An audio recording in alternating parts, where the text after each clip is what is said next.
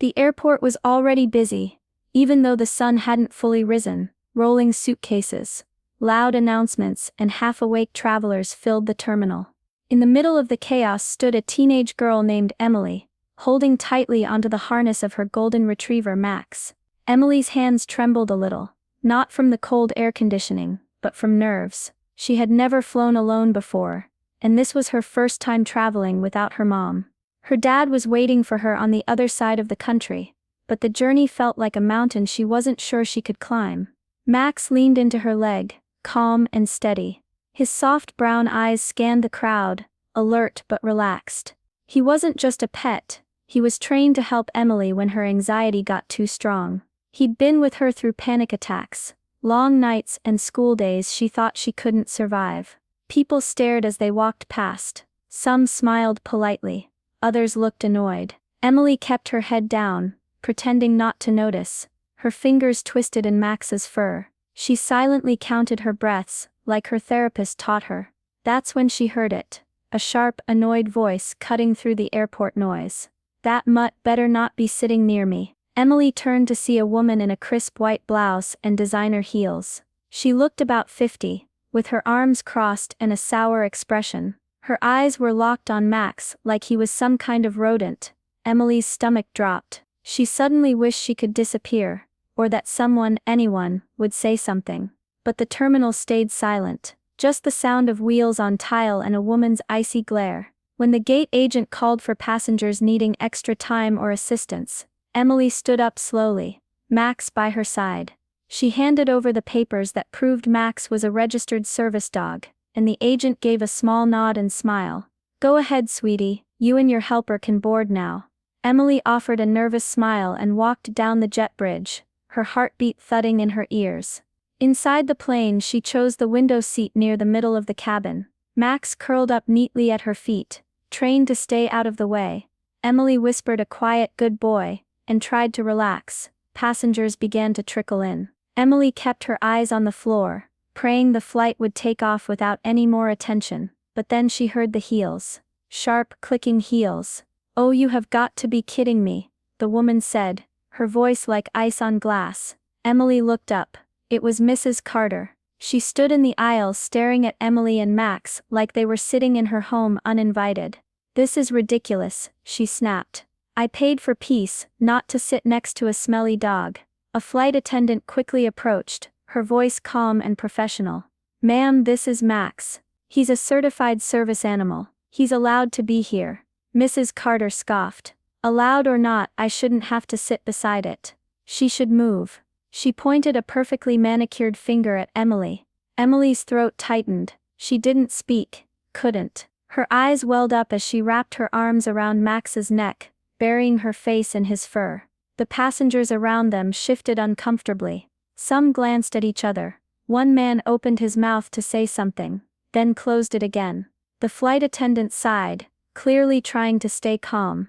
"I can look for another seat if one is available, ma'am, but I can't ask a service dog team to move." Mrs. Carter rolled her eyes and muttered something about privileges and special treatment. Emily sat frozen, her cheeks wet. Max stayed still, pressing his warm body closer to her. It was the only thing keeping her grounded. Mrs. Carter's voice grew louder, sharp like a knife, cutting through the cabin's quiet hum. "That dog just barked at me," she hissed, though no one around had heard a sound from Max. Emily looked up, confused. Max was lying calmly, eyes soft and steady. "He's dangerous," Mrs. Carter continued, glaring at the dog as if it might suddenly leap at her. "I won't sit next to some wild animal on this flight." The passengers nearby shifted uncomfortably, their eyes flicking between Emily, Max, and Mrs. Carter. Some tried to avoid looking at the scene unfolding, while others quietly pulled out their phones. "Ma'am," the flight attendant said firmly, stepping between Mrs. Carter and Emily, "Max is a service dog. He's trained to behave on planes. I'm sure there's been some misunderstanding." "I want a supervisor," Mrs. Carter snapped, her voice rising so others could hear. "This is ridiculous. This dog doesn't belong here. That girl should be taken off."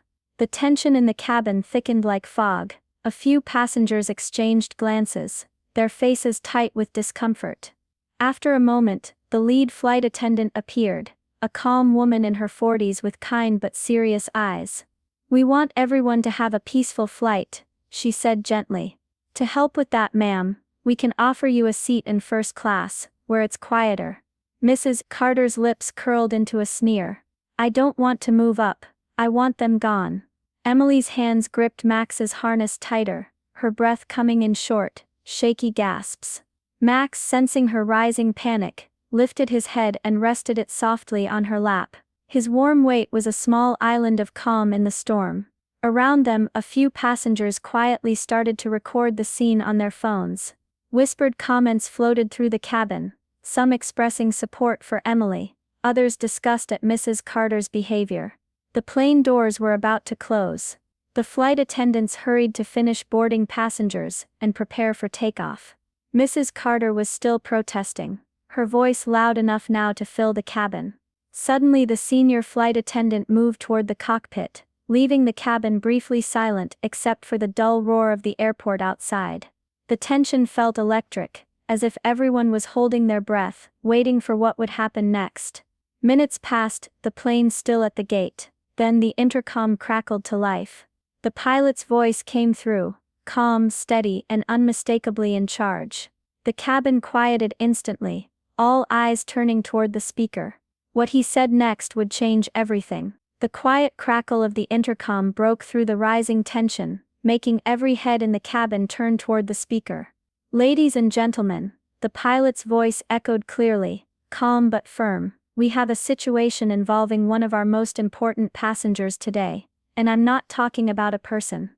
A pause hung in the air, and passengers exchanged curious looks. "Max," the pilot continued, "is a trained service dog here to help his human Emily. He is certified, calm, and most importantly, he is staying right where he is." The cabin buzzed softly with murmurs of surprise and support. A few passengers nodded, some smiled, and a gentle wave of quiet approval swept through the seats. "If anyone is uncomfortable sitting next to a hero," the pilot added with a hint of warmth in his voice, "we will gladly assist you with deboarding before takeoff." Mrs. Carter's face flushed a deep red, her lips pressed into a tight line. For a moment she opened her mouth to argue, to insist again that Emily and Max be removed, but the cold, steady gazes from around the cabin stopped her. Passengers stared at her, their expressions firm, some shaking their heads in disbelief. No one wanted to speak aloud, but the message was clear: this wasn't acceptable behavior. Mrs. Carter swallowed hard, her eyes darting away as if searching for an escape. Her body stiffened. Finally, with a low, bitter mutter, she turned and sat back down, folding her arms tightly. The anger simmered beneath the surface, but she knew she had lost this battle. The pilot's words had changed the mood. What was about to be a stressful flight had become a quiet stand for kindness and respect. Max wagged his tail slightly, sensing the shift. He rested his head on Emily's lap again, his steady presence comforting her. And for the first time since arriving at the gate, Emily allowed herself a small smile. The plane was ready to take off, and this flight was going to be different. The plane finally took off, the engines humming steadily as it climbed through the clouds. Inside the cabin, Emily still looked shaken. Her hands trembled slightly, as she held Max's harness, and her eyes remained glossy from the earlier tears. Across the aisle, a kind older woman noticed Emily's discomfort. She reached into her purse, pulling out a small pack of tissues, and gently offered it to her with a warm smile. "Here," the woman said softly. "It's been a tough morning, hasn't it?" Emily hesitated, but accepted the tissues, blinking back more tears. The woman nodded understandingly. "My late husband had PTSD. He relied on a service dog just like Max. Those dogs, they do so much more than most people realize." Emily's lips quivered, and for the first time she whispered, "It's hard sometimes. People don't understand, they see the dog but not why he's needed." The woman smiled gently, her eyes kind and full of compassion. "You're brave to travel alone. Max is lucky to have you, and you're lucky to have him." They spoke quietly, sharing stories about the ways service dogs helped people feel safe and calm. Emily's body slowly relaxed. The tight knot of anxiety in her chest began to loosen. Max lay quietly at her feet, his soft breathing steady and soothing. His presence was a quiet promise that she was not alone. Meanwhile, Mrs. Carter sat stiffly by the window, staring out without meeting anyone's gaze. Her earlier anger had faded into cold silence. She avoided looking at Emily or Max for the entire flight, as if embarrassed to be reminded of what had happened. The cabin's atmosphere had changed. What started as tension and discomfort had softened into something gentler. Emily wiped her eyes once more, but this time a small genuine smile curved her lips. She reached down and scratched Max behind the ears, whispering, "Thank you, Max, we made it." And for that moment nothing else mattered, just the quiet bond between a girl and her dog, flying toward a new beginning. The plane touched down smoothly, wheels rolling against the runway. A soft cheer spread quietly through the cabin as Emily and Max stood to leave. Some passengers whispered words of support, smiles directed warmly at the girl and her loyal dog. At the baggage claim, Emily waited patiently, Max calmly by her side. Nearby she overheard two flight crew members talking in hushed voices. "She really caused a scene," one said. "Mrs. Carter, the airline banned her for 6 months after this. They don't tolerate that kind of behavior anymore." Emily's eyes widened in surprise, but she said nothing. Instead she reached down and hugged Max tightly. Her heart felt lighter, even as the memories of the morning still flickered in her mind.